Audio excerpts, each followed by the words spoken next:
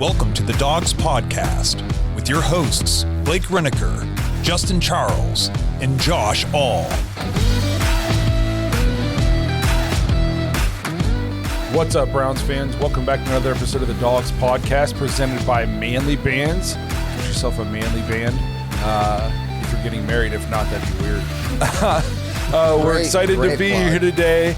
Bring you guys another off-season episode coming to you virtually. Tough schedules this week, so luckily we have the technology to do this. And Josh is smart. Me and Justin probably wouldn't be able to figure this out. Not a chance.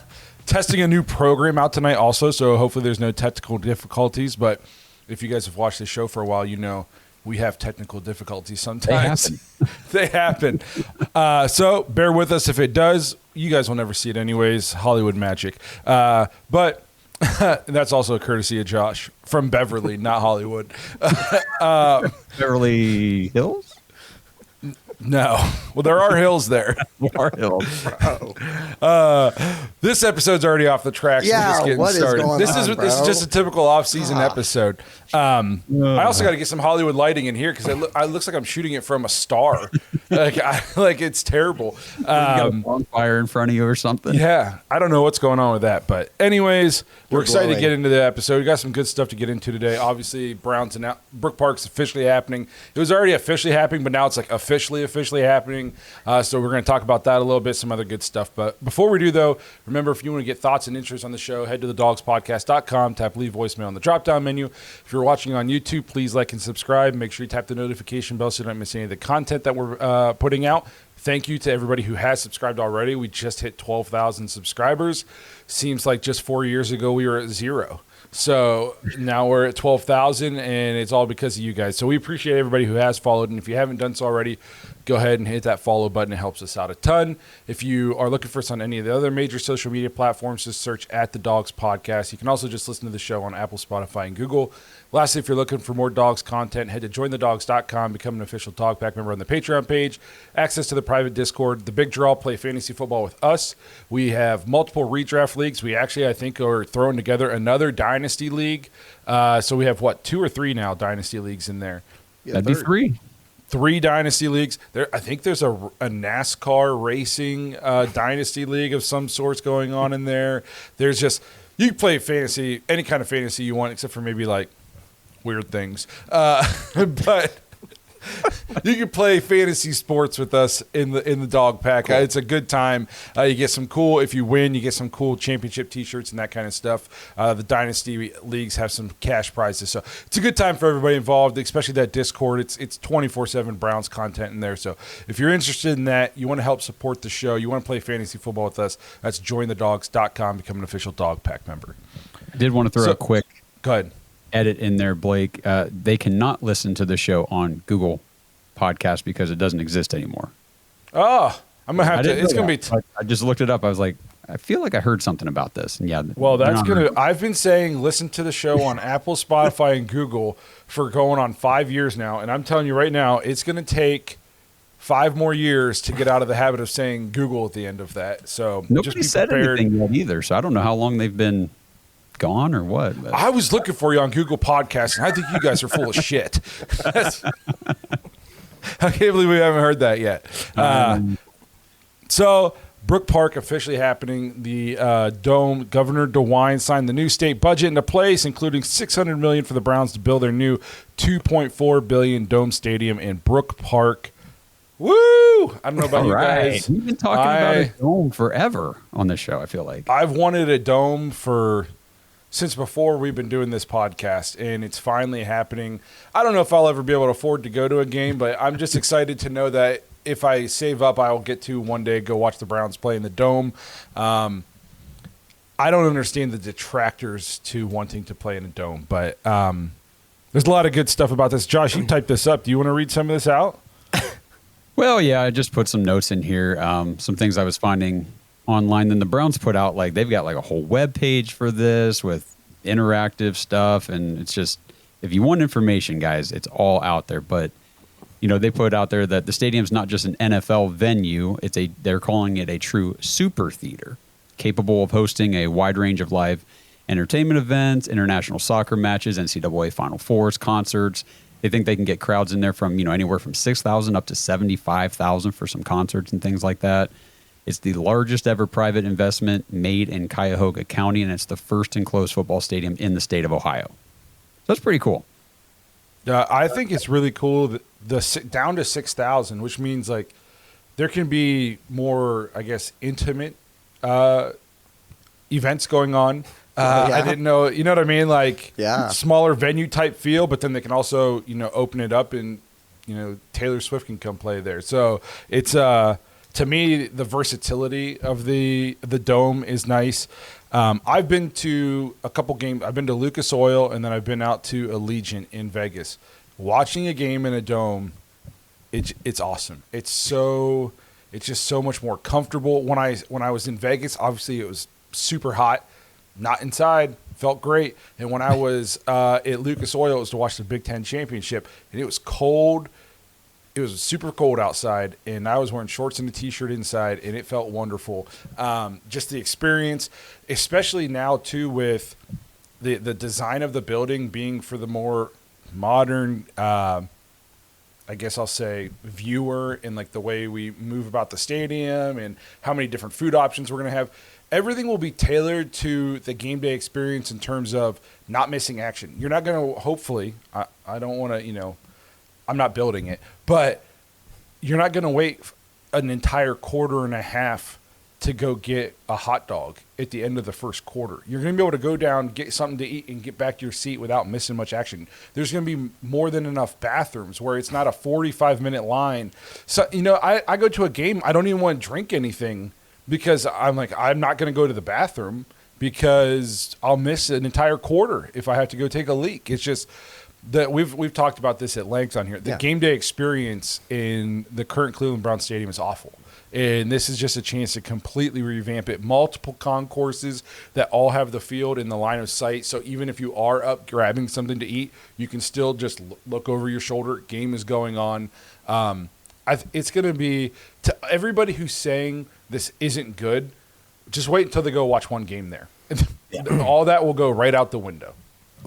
How about, like, as far as good, how about good for the players?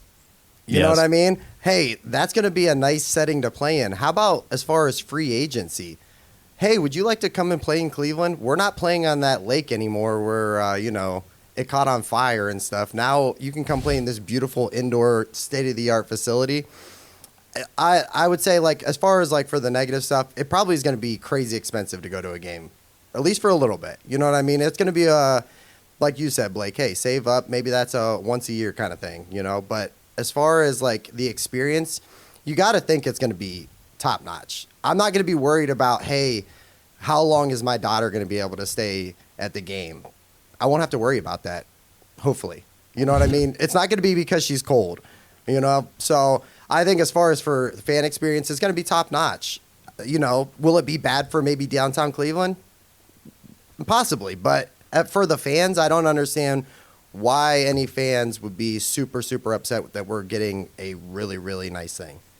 And I don't buy into the fact that downtown Cleveland will just die now on the 8 home games a year. You know what I mean? Like, I'm just not buying that. It's 10 minutes down the road. They will set up transit from different locations in downtown Cleveland that will bus you to the stadium. You can still go downtown, get a place to park, go to the bars, get yourself some food, all that good stuff, hop on a free shuttle up to Brook Park. It's 10 minutes. Go to the game, and then grab a shuttle, go back to downtown Cleveland, go back out, get in your cars, go home. If they do it right, which I feel like they're going to, it's not going to kill downtown. Especially if they actually do revitalize the lakefront, right. You can utilize that on game days. You know what I mean? So it's going to be so much better. It's going to have the largest locker room in the NFL. And I think every year the NFL does those report cards, and the Browns have reportedly every year scored at the bottom, like D's and F's in terms of their locker room. So this is going to completely change all that. The facilities are going to be a million times better.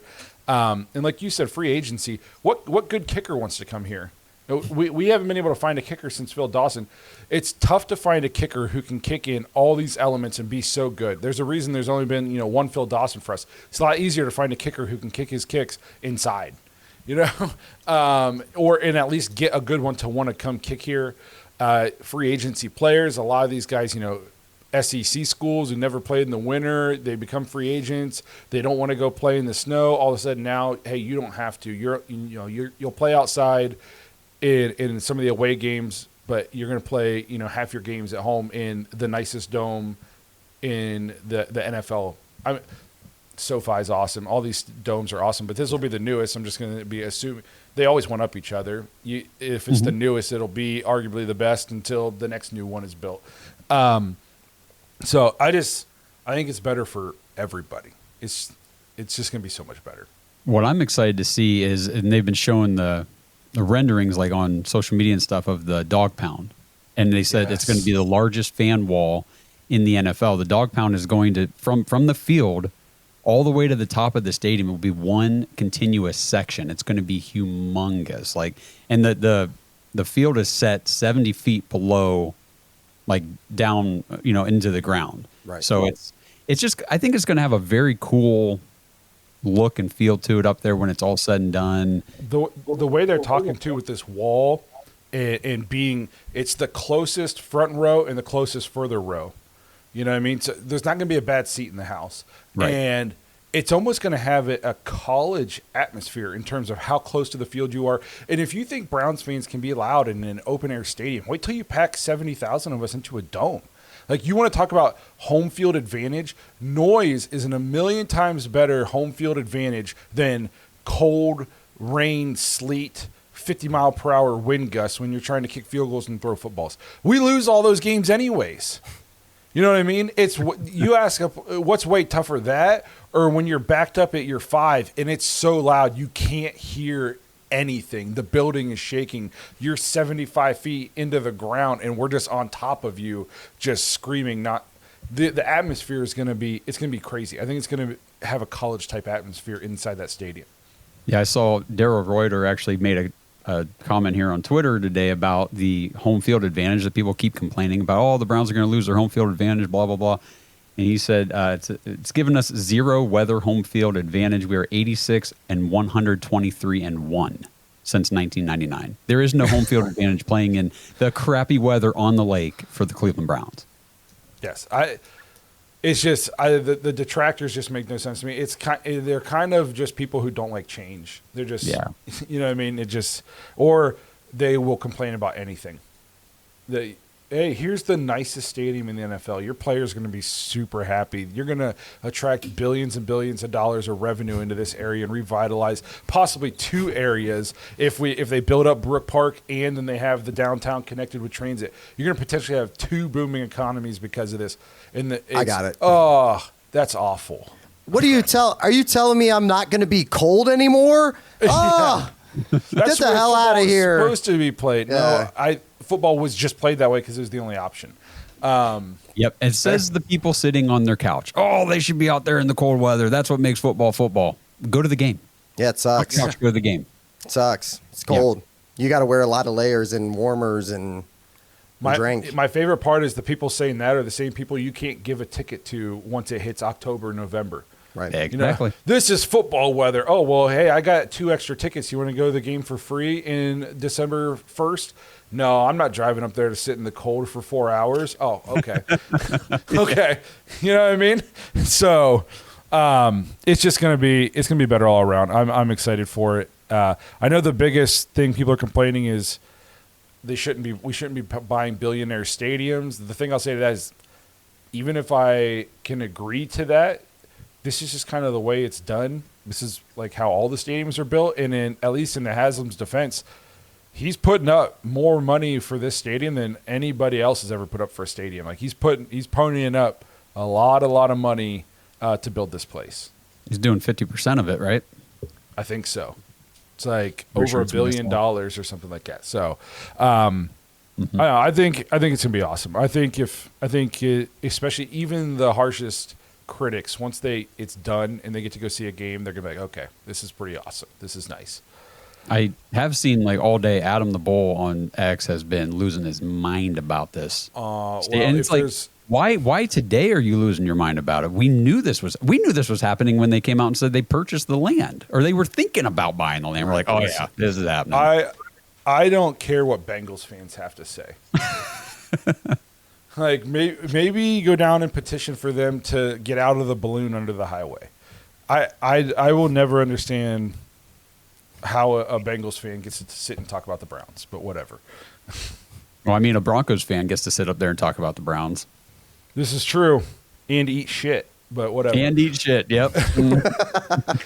Or shit. Yeah, so I guess whatever. I guess that's what it takes.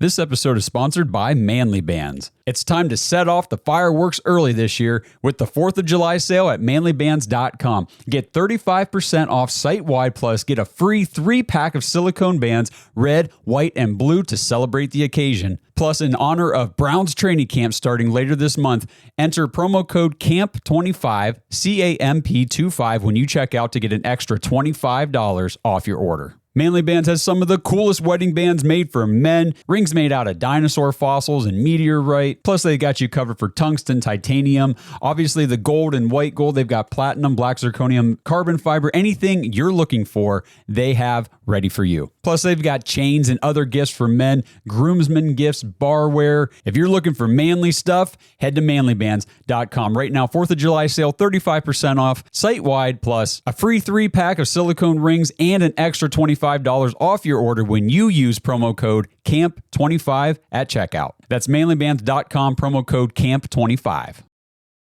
Since 1989, Mount Hope Fence has set the standard in outdoor living.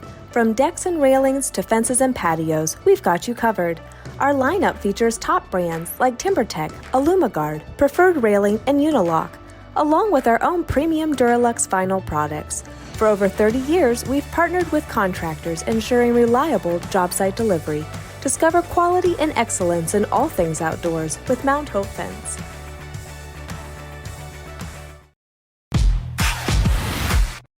Speaking of shit eaters, the Steelers. That was a good segue. Professional transition right there. Yeah. Great, bro. Hey, I've been doing this for 4.5 years now. The Steelers have been making some moves. Obviously, so the big one they just made was trading away Minkah Asshat Fitzpatrick and acquiring Jalen Ramsey and Jonnu Smith. What do you guys think of this move?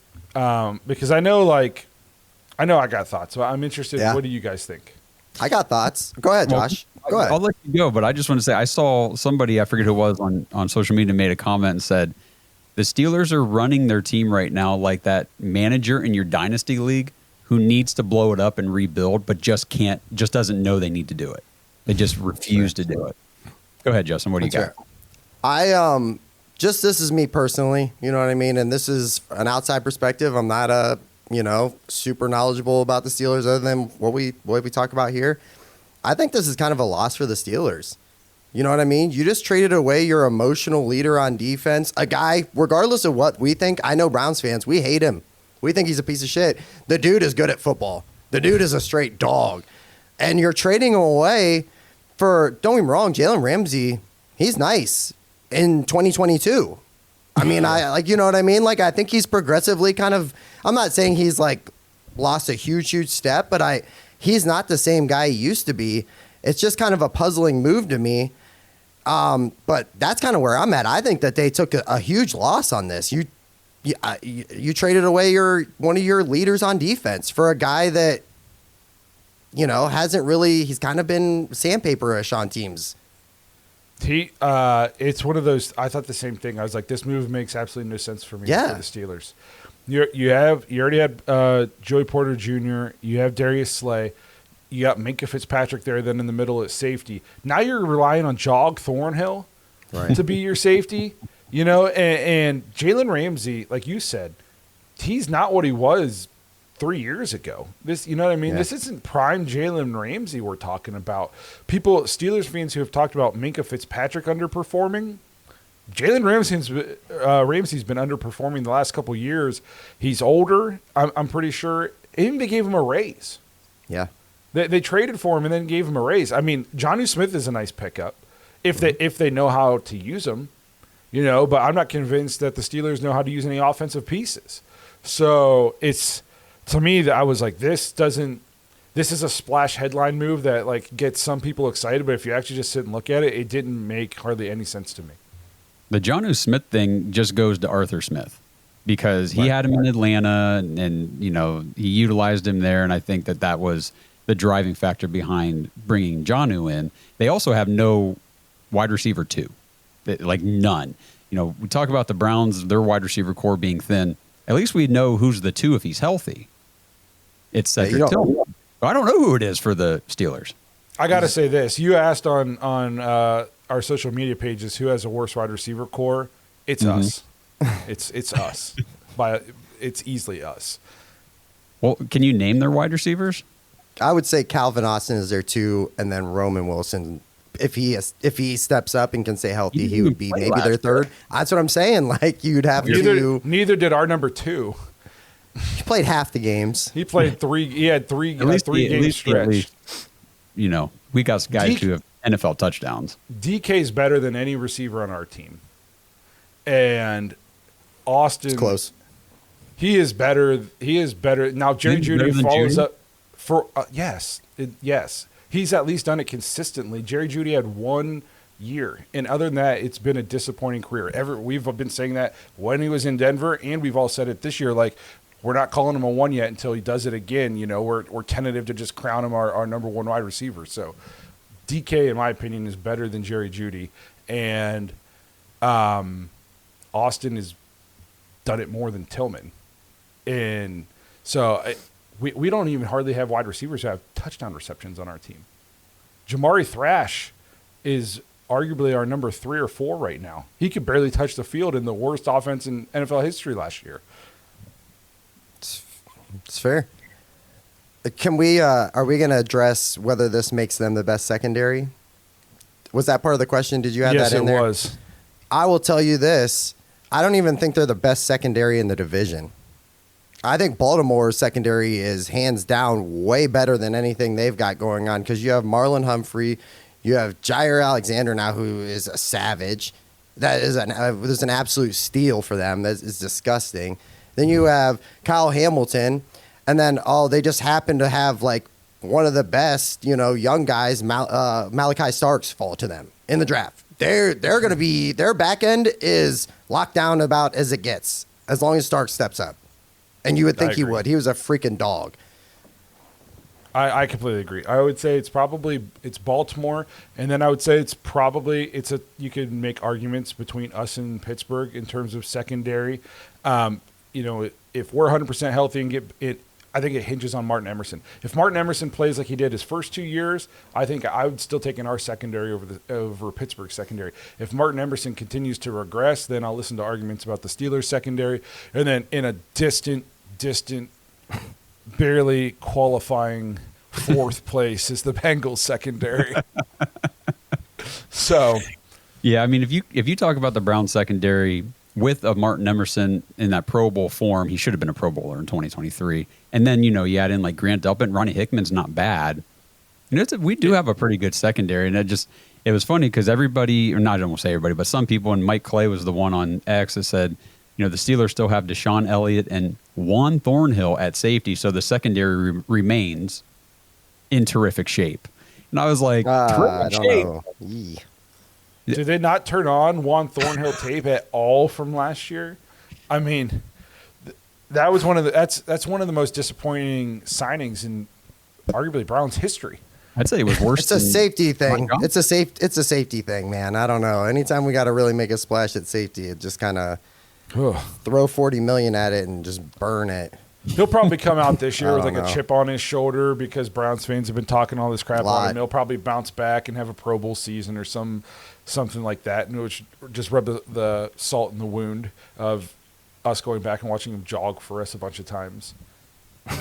When he was on the field, which wasn't very often. Yeah. What do you think this does for TJ? Is TJ Watt going to get traded? It's kind of crazy.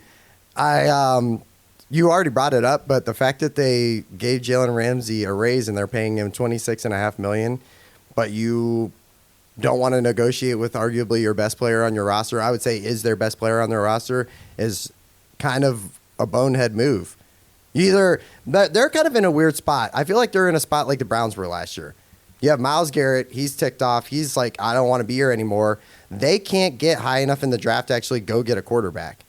So they kind of just are stuck in this repetitive cycle of just taking a shot on a guy maybe that's out of his prime or a young guy that they're not sure about. If they really want to go get a young quarterback, trade Watt, and then you can use the first. I guess then you have a first-round pick that you can use at your disposal to go get a quarterback and maybe turn it around. But I would be negotiating with him. I think they're in a tough spot because I think the only team that's going to give you first-round picks for TJ Watt, which is what his market will be, are going to be contenders. Right. And then it's like, do you trade TJ Watt for a 20th pick or worse? Right. You know what I mean? And it's like, then you have to – that doesn't get you your quarterback possibly unless you start packaging ones right. and using – you know what I mean? Yep. Which isn't a guarantee. So they're in a tough spot, but just it's weird that you'll trade Minka, who's already on your team, for cornerback who's – by all accounts, on the regression side of his career. And, I mean, I'm not saying he's fallen off a cliff, but – and then it gave him a raise, but then won't pay TJ Watt. Yeah, I mean, Adam Schefter's been posting like crazy about teams inquiring with the Steelers about TJ Watt and, just kind of speculating on this trade stuff. Now, obviously, an extension announcement could drop at any minute that he's, they give him a $42 million a year 3-year extension or something, whatever. But at least until that happens, the possibility is there that they trade him. I mean, I didn't see them trading Minka. I didn't think that was coming. No. You guys have been saying, so I don't know. I mean, it is funny that all three of these AFC North teams had these premier pass rushers, and the Browns were the ones that got it done. They got the contract done. They got the guy locked up, and we're ready to roll. No problems even into OTAs or minicamp, no problems. We're good to go. And here we got the Steelers and the Bengals dragging this right up to training camp, possibly into training camp. It's people like to dog on the Browns and stuff, but ever since AB and Kevin, like we don't have to deal with this kind of thing very often. Or you know what I mean? Like Miles had 1.5 feet out the door, and he was signed before voluntary minicamp. You know what I mean? Extended. Right. You know what I mean? So it's like they have a way of kind of getting this stuff done and figuring out that side of it. Now, is there room on like player development or identifying talent? We can have that argument. But in terms of like off the field kind of issues like this, like it's just not been David Njoku. You know what I mean? He was gone. He out. And now he's, to me, got to retire a Cleveland Brown. He's one of my favorite Cleveland Browns. So that's a good thing about this front office and this coaching staff and this ownership group right now is like this kind of stuff doesn't really happen to the Browns, and if it does, it starts to poke its head out. They nip it, and it's done. It's taken care of. So I think that's good. I know. Are we concerned that Quinshon Judkins isn't signed yet? I know you said like almost no second round picks are signed, but yeah, I think just why? 2 of them so far. Is that normal? No, I don't think so. The problem is the 2 guys who got signed, one of them was Carson Swessinger, the Browns' 33rd overall pick, and the other one was Jaden Higgins, who was 34. The Texans took him right after us. And both of those guys got fully guaranteed contract as second-round picks. No second-round pick has ever gotten their contract fully guaranteed until this year. So those 2 got it. So obviously, a guy like Quinshon, who was just, 3 picks after Carson, is saying, well, hello, you might as well fully guarantee mine too. And I think that's what a lot of the second-round pick issues have been, is they're trying to get either all or the majority of their, rookie contracts fully guaranteed. Yeah, this is something I've been like, we need to get this figured out because there's a lot riding. A lot of this offense is riding on Quinshon Judkins this year. Sure. Yes. So we got to get that figured out. Another thing we wanted to talk about, Mary Kay kind of reporting that Deshaun is going to be mentoring this year, and I saw pictures of him observing mini camp and stuff like that. And he's obviously been posting workout videos and stuff like that from Berea. What do the Browns do? Because he's not going to go away. Because if he just goes away, he's not going to get paid. I don't know what the rule is like if he just leaves or retires or rides off into the sunset. Like, does fully guaranteed, and Yeah. you know what I mean? And then, what's his? Is he trying to force his way back onto the field? I don't know what his end game is. Does he still want to play football, or is he just trying to get paid, or I don't know, because he can't go back on the field for the Browns, right? Like, ever, especially not after the things that Jimmy has said. Drafting 2 quarterbacks, we drafted 2, traded for 1, and signed 1. There's 4 new quarterbacks on this team this year. He's never going back on the field, right? Or am I just insane? I don't think he'll go back on the field for Cleveland, but I will say this: if he does want to maybe have the opportunity to potentially play for another team down the road, this is probably a good look. I know they said some of the rookies, Dylan Gabriel, saying that Watson is kind of been, not like a mentor, but he's been there to been like, hey, I messed this up, try this, or this is the lingo on this, or something like. I think this is his opportunity to maybe put a good showing together as far as you can't physically do it right now. Do all the things. The Browns are probably telling him, hey, you're going to sit out this year. Probably next year we're cutting you. Give yourself some good face time with this whole deal, and, potentially there's opportunities on the other side. So we kind of talked about the cutting next year, though. Remember, Justin, last week with the Browns backers? After the Browns restructured Deshaun's contract for this year, it kind of changed that projection that we were talking about. Like Jack Duffin was saying, March of 2026, when the league year opens, they can designate him as a post-June 1 cut, and he's gone. Well, now they kind of pushed that out into another year. So I don't think they can really split those last 2 years up until 2027 now. Right. So he very likely could be on the team after they've restructured now again in 2026. And he'll be healthy then. I didn't expect him to be healthy at all enough this year even if he was, they could pass it off. He wasn't, but he'll definitely be healthy enough 2 years from now. And it's one of those things where, what's his market in terms of, if he say he's free, we cut him, we paid him all of the money he's going to get, and any of the other 31 teams can sign him for the league minimum. Does anybody even sign him, even for the league minimum? I mean, it depends on how desperate you are at quarterback. You'd have to be, at least based on the tape he put on while in Cleveland. I just don't know. I don't know if anybody signs him even for the league minimum. To take a guy with the off the field drama it's going to cause your team, and which would be interesting to see if it would happen, because it seems like there wasn't going to be any off the field drama when everybody thought he was going to the Saints, and then it became an issue when the Browns swooped in and grabbed him.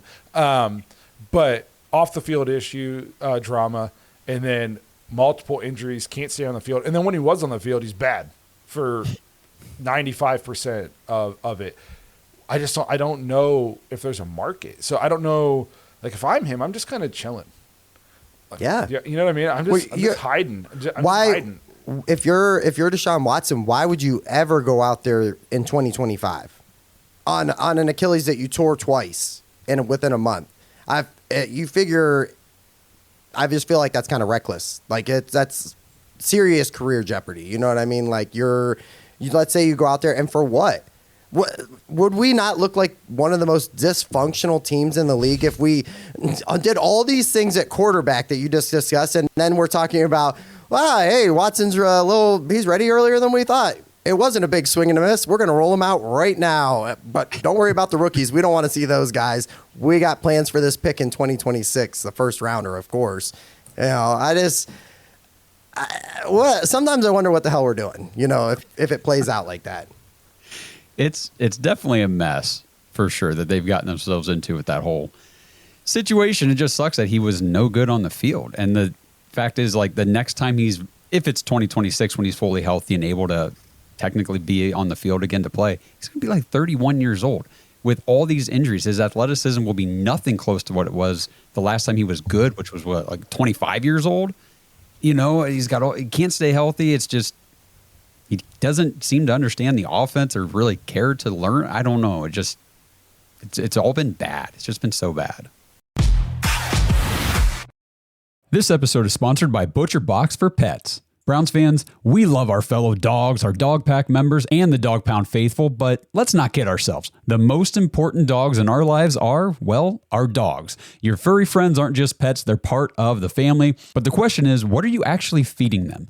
Head to butcherbox4pets.com/products to see all the options for your dogs, including fresh and dry foods, treats, meal toppers, and even toys for your dog. If you're not sure what your dog will like best, try the Premium Nutrition Adult Starter Pack, and they even have a vacation bundle to take care of your four-legged friends while you're on vacation this summer. And right now you can get 20% off your order with promo code DAWGS, DAWGS, when you check out. At ButcherBox, they believe in real ingredients. Their pet foods have been developed and certified by vet nutritionists to contain zero artificial flavors or preservatives. You get protein-packed formula with over 50% of the recipe comprised of third-party certified humane ButcherBox meat, plus functional ingredients like pre- and postbiotics to support your dog's vitality and digestion. I know that sounds like a lot, but the bottom line is your dogs are getting the nutrition and the value they need, and honestly, that they deserve. I know our home wouldn't be the same without Odie, our 100-pound golden retriever who thinks he's a 10-pound lap dog. He is not, but it gives us peace of mind knowing that we're giving him quality food instead of just that factory processed garbage from the store. And speaking of the store, no need to go. Butcher Box for Pets delivers their high-quality food right to your door. So head to butcherboxforpets.com/products and use promo code DAWGS, DAWGS, for 20% off your order. It's time for us dogs to give our dogs the nutrition they deserve. It's yeah. I don't know. I don't know if That's there's why, a like, market. The whole mentoring thing kind of, I still scratch my head a little bit at it. Like for these young guys, I mean, they're obviously they're getting asked questions probably by the media and they're answering them to the best of their ability and being professionals. I like that. But at the end of the day, I mean, are you really sitting there saying, hey, how about you come over here and help me with this offense that you were never able to understand anyway? Yeah. It's fair, man. Honestly, it's fair. It's a fair point. And he's not mentoring Joe Flacco. Yeah. No. Like, it would just be for the rookies. Maybe Kenny, but I feel like Kenny just played a ton of games, you know? He started a lot of games. It's one of those things too, like is he in meetings?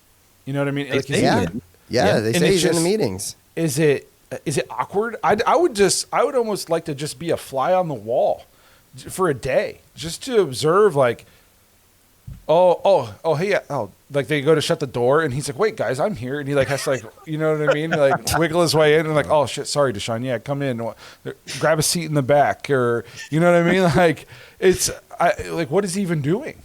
It's because you're right. It's got to be awkward if there's conversations around the building, or and coaches or players even just saying like, "Man, I hope we can find our franchise guy. Like, we need a good quarterback in here." And there's Deshaun. Like, they paid me $230 million and traded 3 first round picks for me. How many players did we hear say that in the offseason? Like, I think we just got to find our quarterback. Like, dude's still on the team. Right. Well, remember, I think it was Njoku. He was doing an interview, and he's like, biggest problem we got right now is we just need to find somebody that can stay healthy and play quarterback. And we were like, well, they like slowly pan the camera over, and Deshaun's like eating. Oh, man. But, like, honestly, I don't know how you guys felt. Me and Josh have joked around about this. Even now I have doubt. Like, I'm like, I'm still not sure.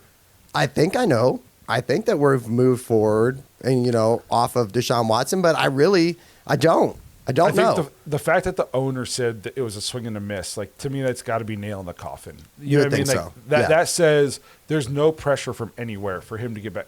If the owner's saying that, there's nobody pressuring you. He's the ultimate pressure point, and if he agrees that it's done, then it's got to be done. But it'll be interesting because that's just. And I'm not even like trying to like make fun of him so much. It's just like the entire scenario and just like how awkward it has to be. It's messy. You know what I mean? So we'll see. OTC over the cap. I just pulled it up for his contract now. They got to have everything updated since the restructure. And cut post June 1 option for 2026 is $0 saved and almost $81 million in dead cap. Nice. At what point do they just suck it up and do it? Like the Broncos did. Like, are they able to spread that 40 million, into 2 years, or the 80 into 240s, or do they push it out to 2027 where it's a $26 million dead cap? Man, I don't know. Either way, he's 80 million not my under money. cap next year. Yeah, it's because like at some point you just gotta cut the cord.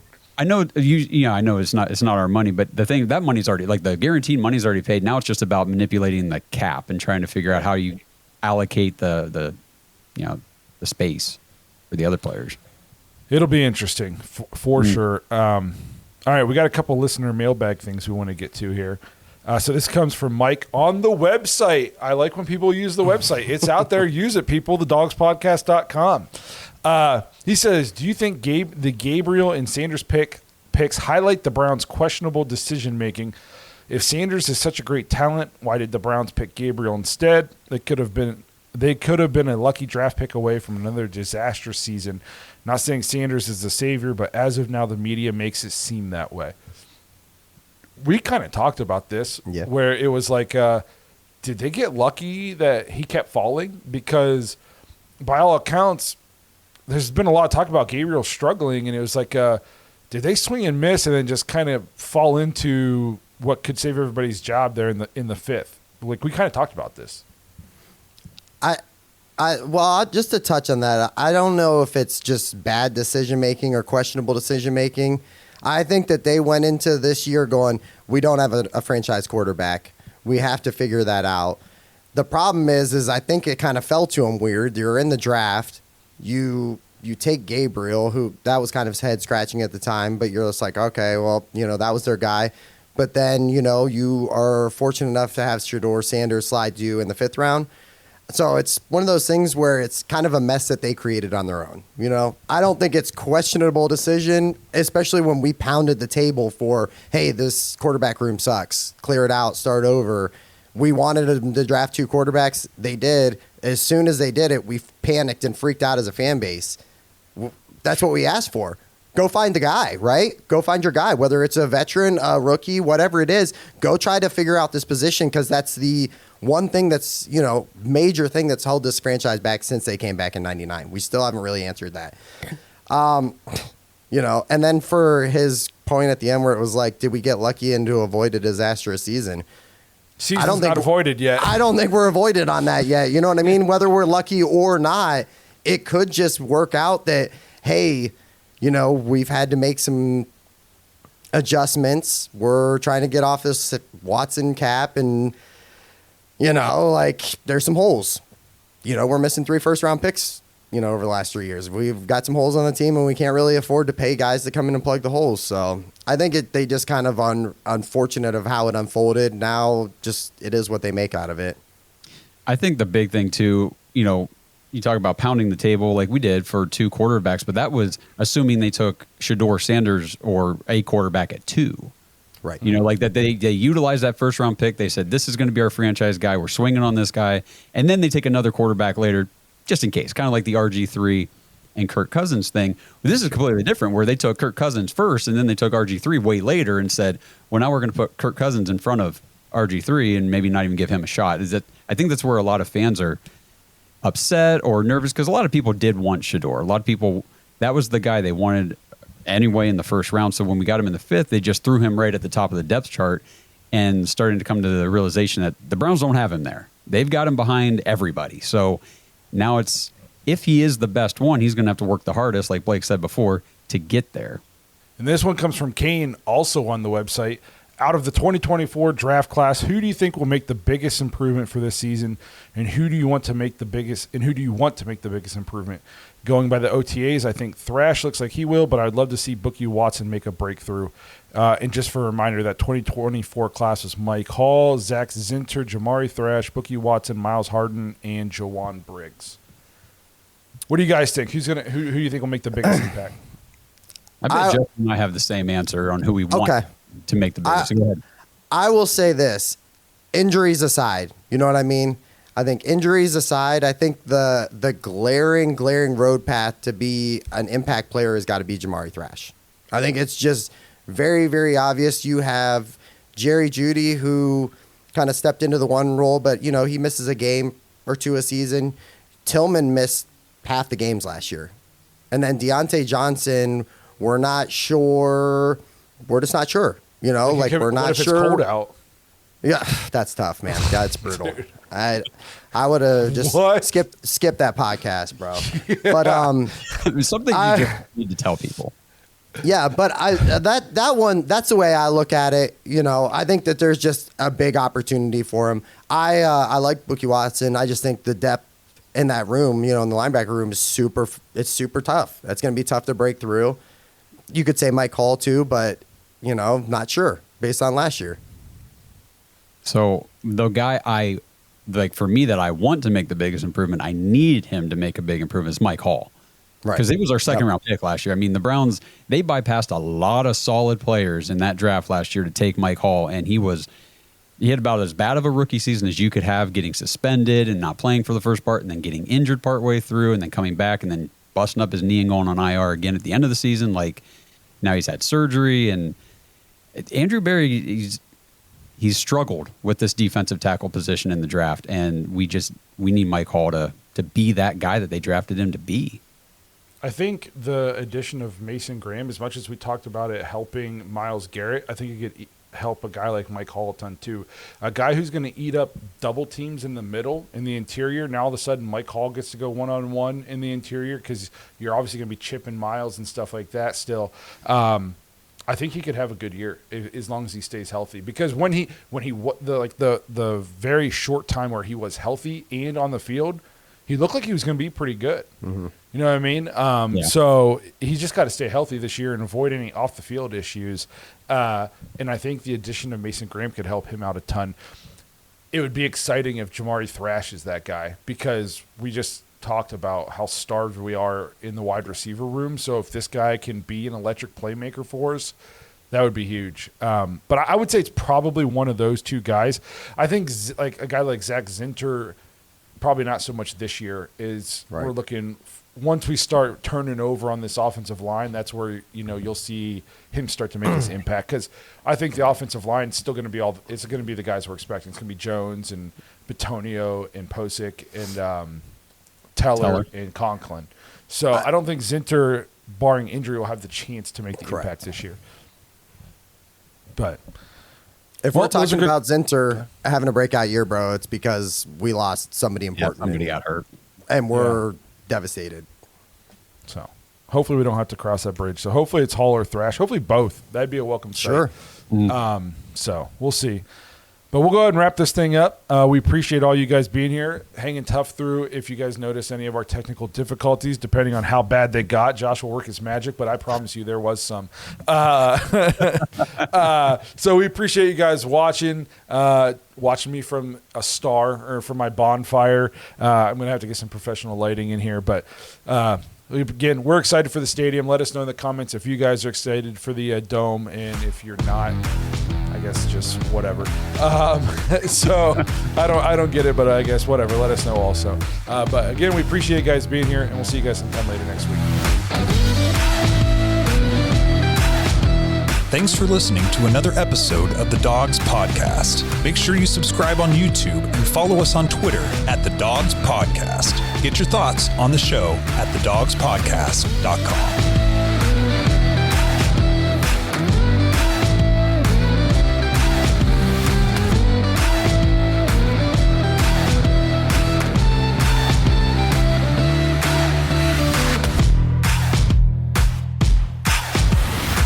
This episode is brought to you by Bodden Sports.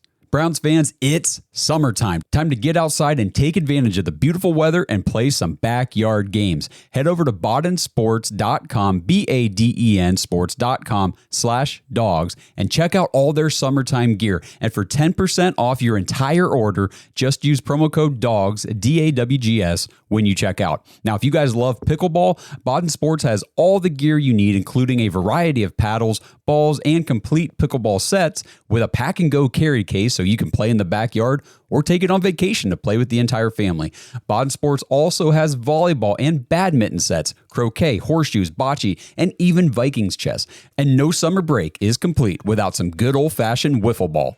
Plus, Baden has all kinds of different basketballs with special outer layers that are designed specifically for whatever surface you'll be playing on. So don't waste 1 second this summer. Head to badensports.com/dogs to get the backyard outdoor gaming gear that your family needs and get 10% off your entire order with promo code DAWGS, DAWGS, when you check out. That's badensports.com/dogs.